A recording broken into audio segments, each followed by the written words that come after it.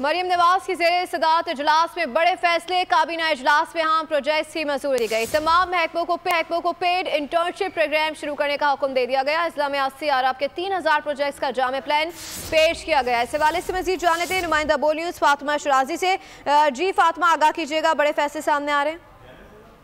जी बिल्कुल, आज जो है वज़ीर आला पंजाब मरीम नवाज शरीफ का काबीना का 12वां इजलास था, तो इसमें ओवरऑल बहुत ही अहम और बड़े फैसले सामने आए हैं, जिसमें जो है वो ई बाइक्स के इंश्योरेंस के हवाले से भी चार्जेस जो है वह हुकूमत ही अदा करने का फैसला किया गया है। और इसके अलावा तमाम महकमों को पेड इंटर्नशिप प्रोग्राम शुरू करने का हुक्म दिया गया है।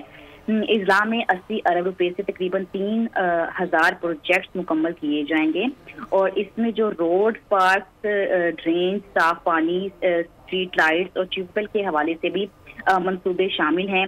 डेवलपमेंट प्रोजेक्ट की मुद्दत तकमील 1 साल मुकर्रर और प्रोजेक्ट मुद्दत तकमील तजावीज नहीं कर सकेगा। ठीक है, तजावीज नहीं कर सकेगा। फातिमा शराजी अपडेट करे थे, आपका शुक्रिया। सब्सक्राइब करें और बेल दबाएं ताकि कोई खबर रह न जाए।